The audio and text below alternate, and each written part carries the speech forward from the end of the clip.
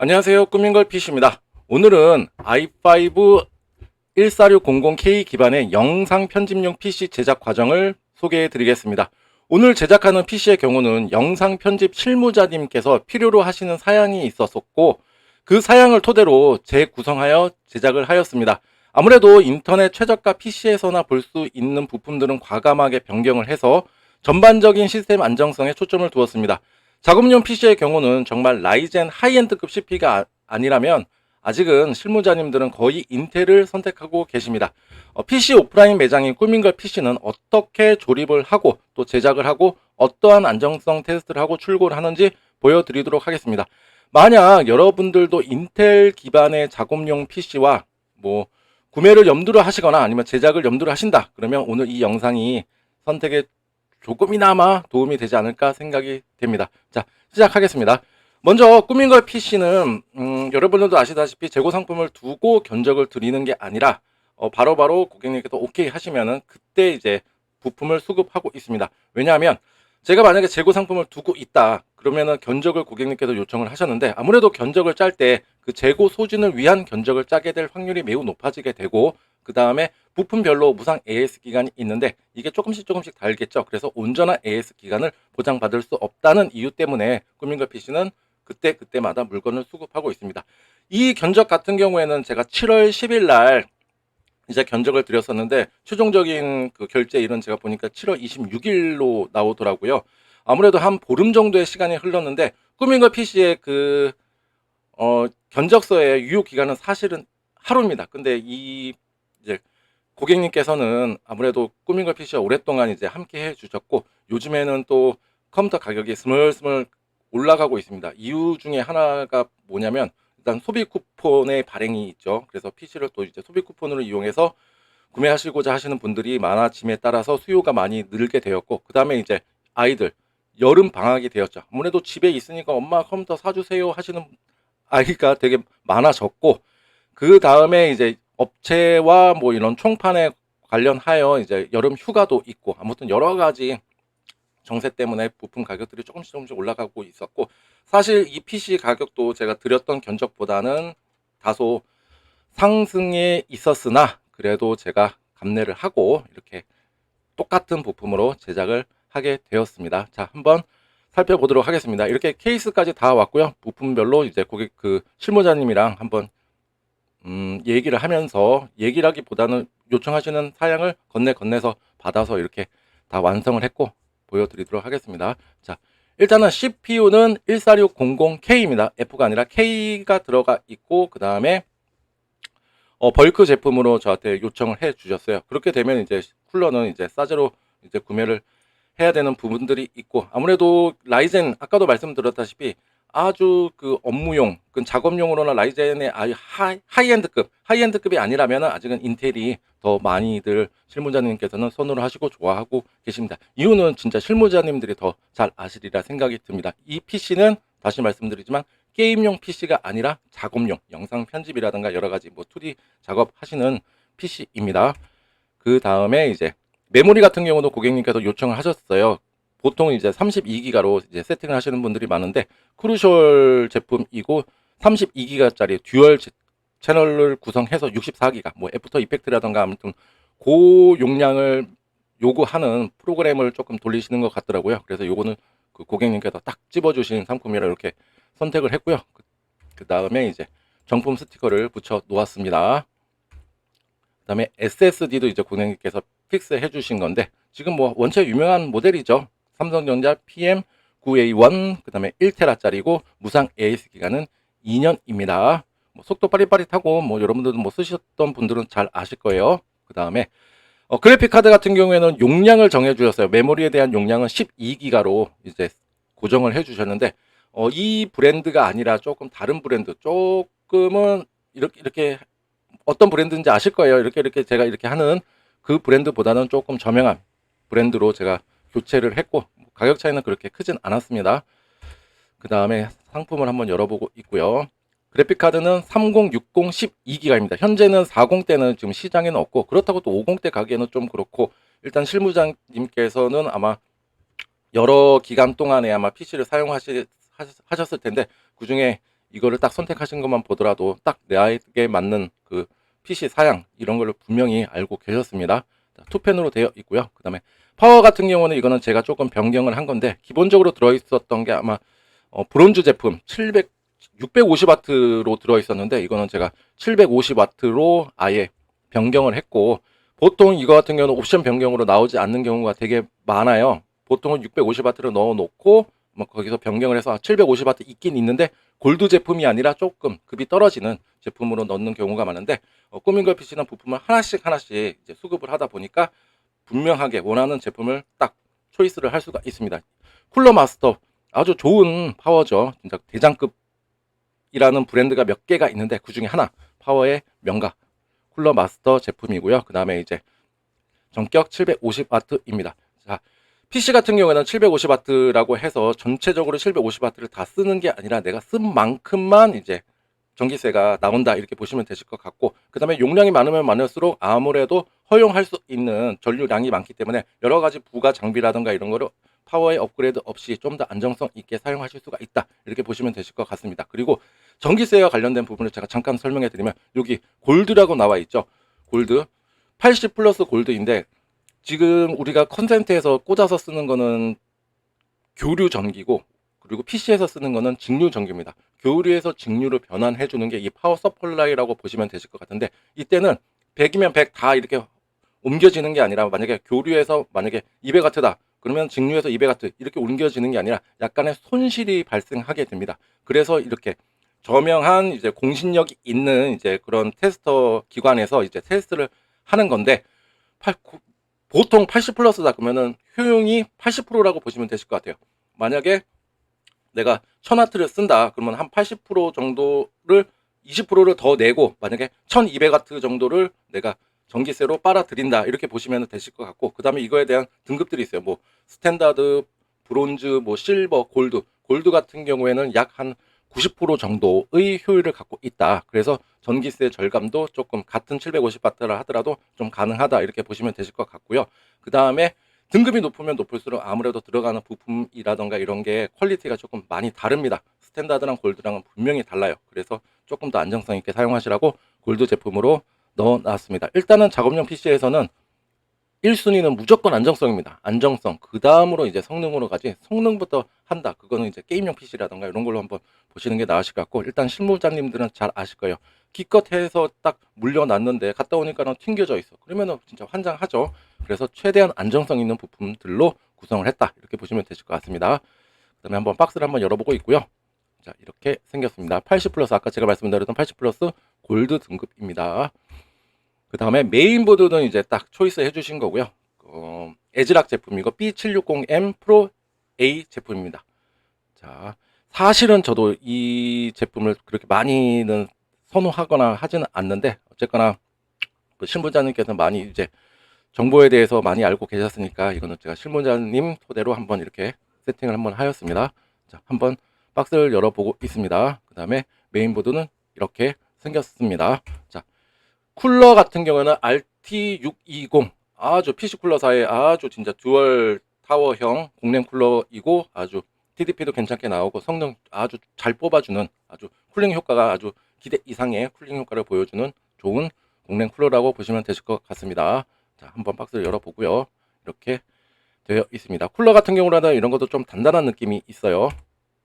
그 다음에 지금부터 한번 조립을 시작하도록 하겠습니다.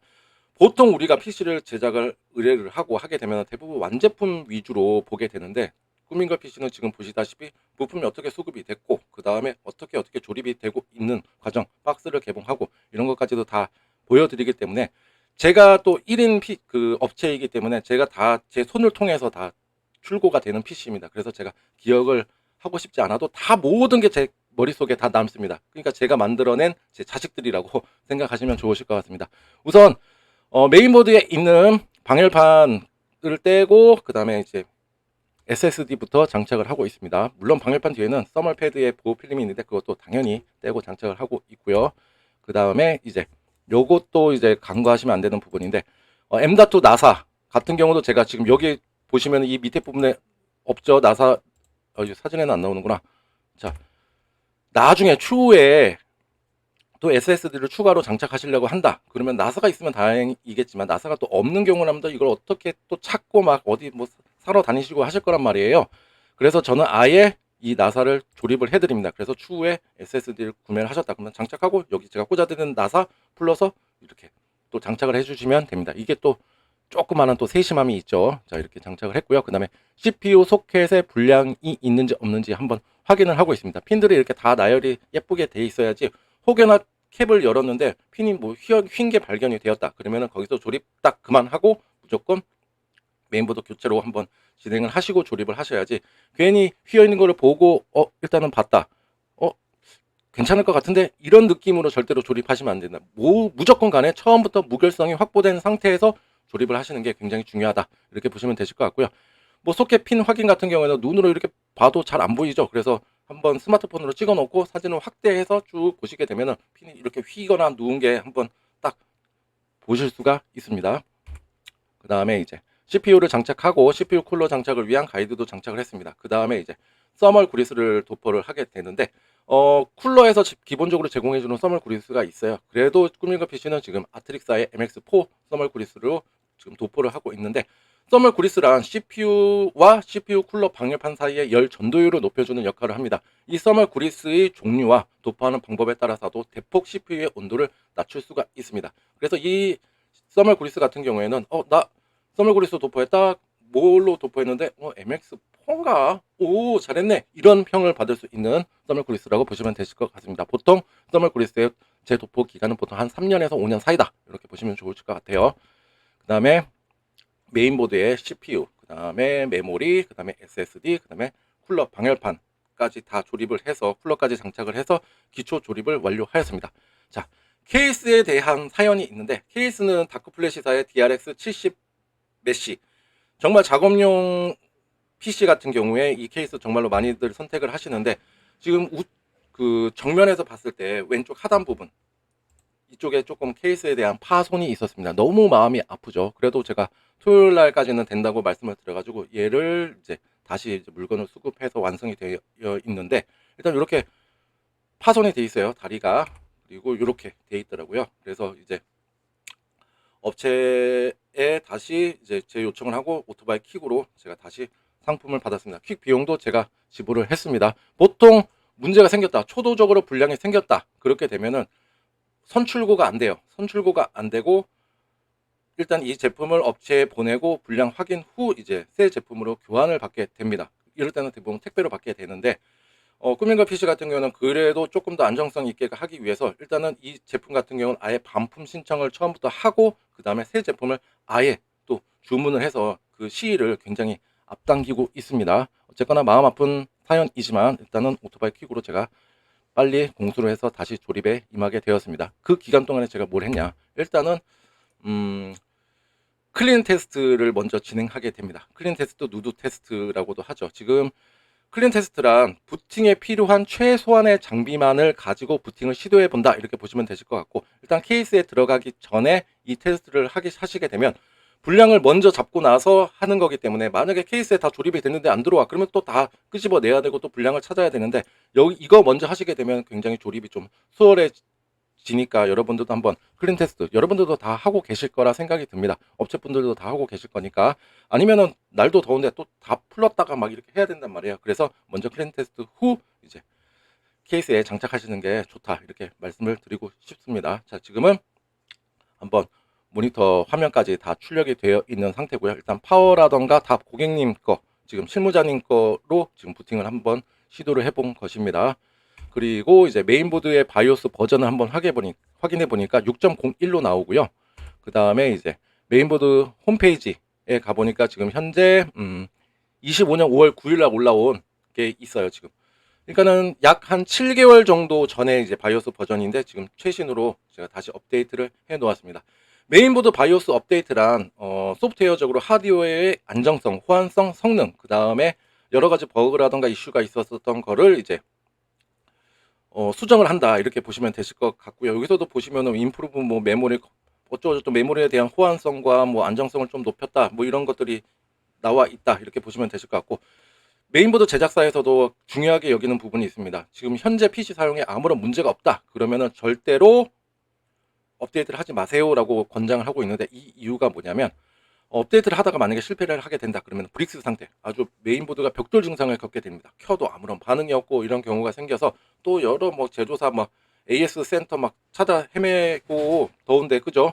그리고 뭐 주변에 뭐 AS 수리점 또 찾아가지고 뭐 이거 펌웨어 복구 되요 막 이렇게 막 돌아다니셔야 되는데, 어쨌거나 긁어서 부드러운 만들지 마세요라는 의미니까 여러분들도 현재 PC 사용에 아무런 문제가 없다 그러면은 그냥 사용하시는 것을 추천해드리고, 정말로 바이오스 업데이트가 필요한 시점이다, 뭐 나는 새로운 CPU를 샀어, 혹은 메모리에 대한 이슈가 있었대, 그렇게 된다면 하셔야 되는 게 맞는데, 주변에 지인분이 좀 능숙하시다 그러면 지인분의 도움을 받으시거나, 아니면 주변 PC 수리점에서 한 15,000원에서 25,000원 사이면 메인보드 바이오스 업데이트가 진행이 되니까 안전하게 진행해 주셨으면 합니다. 그리고 꾸민거 PC 같은 경우는 말씀을 안 해주셔도 알아서 다 최신 업데이트를 통해서 현재 시점에서의 무결성 확보를 한 후 출고를 하니까 걱정 없이 사용하셔도 되실 것 같습니다. 다른 업체 같은 경우에는 요거 대부분 안 합니다. 요청을 해주셔야 되니까 여러분들도 타 업체에서 만약에 조립을 의뢰를 하신다 그러면은 메인보드 바이오스 업데이트도 해주세요라고 꼭 요청해 주시면 좋으실 것 같습니다. 따로 하게 되면 돈 나와요. 그냥 이왕 조립하시는 김에 어차피 뭐 테스트 하실 거니까 하시는 김에 해주세요라고 꼭 말씀해 주시기 바랍니다.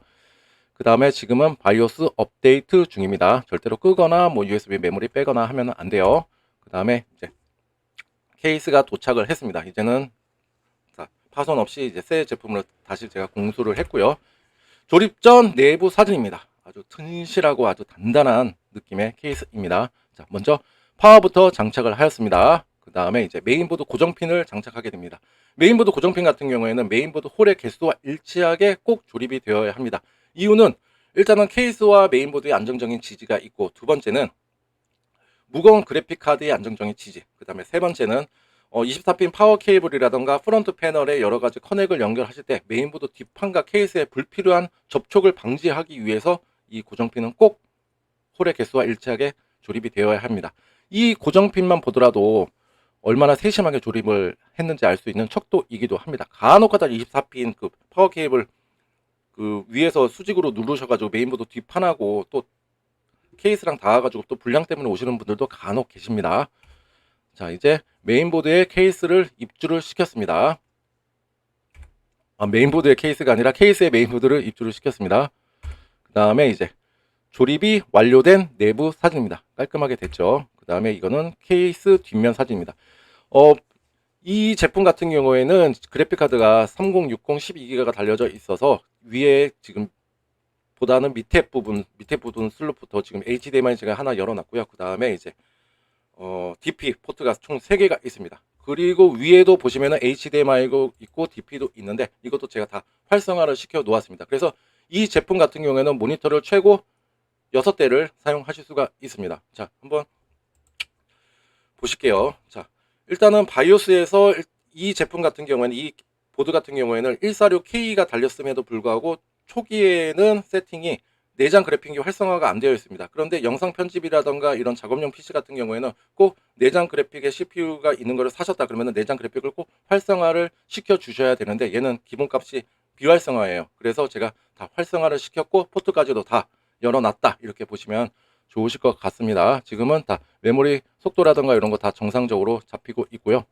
아주 잘 세팅이 되었습니다. 조립까지, 현재까지 조립이 잘 되어 있는 거죠. 그 다음에 여기서 그냥 출고를 하냐, 여기가 아니고 이제 시스템에 대한 초도 불량과 안정성 테스트를 본격적으로 시행하고 있습니다. 지금 같은 경우에는 시네벤치를 통해서 CPU, 인텔 14세대 CPU 이슈가 한참 많았었잖아요. 그래서 저도 인텔이 제작이 되고 출고가 된다 그러면 좀 CPU적으로 조금 더 세밀하게 조금 보고 있습니다. 그래서 지금 물론 뭐 하이엔드급 뭐 i7이라는 i9은 아니지만 그래도 조금 뭔가 찜찜함이 있잖아요. 그래서 저는 확실하게 테스트를 해서 출고를 한다, 이렇게 보시면 되실 것 같아요. 사용하다가 문제가 생기는 일 없도록 저는 처음부터 한다고 보시면 되실 것 같습니다. 지금은 시네벤치를 통해서 CPU에 대한 온도와 전력량, 그 다음에 이제 스로틀링이 걸리는지 온도까지도 한번 다 파악을 하고 있습니다.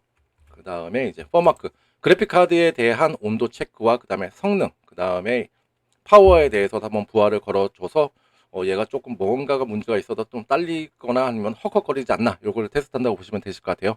온도라든가 이런 것도 다 착하게 나왔고요. 그 다음에 OCCT를 통해서도 한 번 더 컴퓨터의 전반적인 부하를 한번 쫙 줘봅니다. OCCT 같은 경우는 한 10분 단위로 조금 돌려주고 있고요. 아무래도 PC에 좀 부하를 많이 주는 프로그램이기 때문에 다른 거에 비해서는 조금 적게 시간을 할애해서 하시면 좋으실 것 같습니다.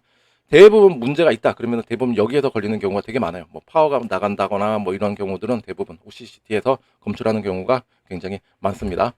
그 다음에 이제 인텔에서 제공해주는 이제 프로세서 이제 체킹 테스트 프로그램인데 지금 인텔 홈페이지에서 다운을 못 받게 돼 있더라고요. 링크라던가 이런 거는 다 들어갈 수가 있는데 다운로드가 지금 안 되고 있는데 저는 이제 이전에 다 이렇게 해놓은 거라 지금 이 테스트 프로그램으로 지금 진행을 했는데 다행히도 여기 패스가 떴죠. 만약에 이상이 있다 그러면 페일로 바뀝니다. 페일 빨간색으로 딱 바뀌면서 CPU에 이상이 있어요. 그렇게 되면은 얘는 CPU AS 센터로 보내서 이제 교체를 받으시거나 조치를 해야 된다 이렇게 보시면 되실 것 같습니다.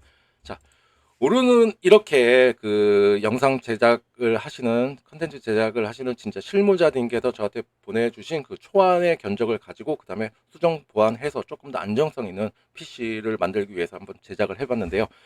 타 업체와 한번 비교를 해보시고 요목조목 한번 따져 주시기를 바랍니다. 그리고 내가 만약에 다른 업체에서 조립을 의뢰를 하신다 그러면 제가 오늘 보여드린 그 영상을 토대로 적어도 제가 보내드린 것 그 이상의 서비스를 받으셨으면 하는 바람이 있습니다. 자, 이 PC를 이제 한 다음 주나 이제 실무자님께서 이제 직접 사용하게 되실 텐데 정말로 이 PC로 좋은 컨텐츠와 아주 결실을 많이 맺으셨으면 좋겠습니다. 그리고 그 저한테 늘 믿고 의뢰해 주시는 그 고객님도 하시는 일 늘 번창하시고 가정 내에서도 늘 행복하시기를 바라겠습니다. 이 영상을 시청해 주신 여러분들께 감사드리고 이 영상이 조금이나마 도움이 되었다 그러면 좋아요와 구독 버튼 눌러주시면 감사하겠습니다. 정말로 큰 힘이 됩니다. 자, 좋은 하루 보내십시오. 감사합니다.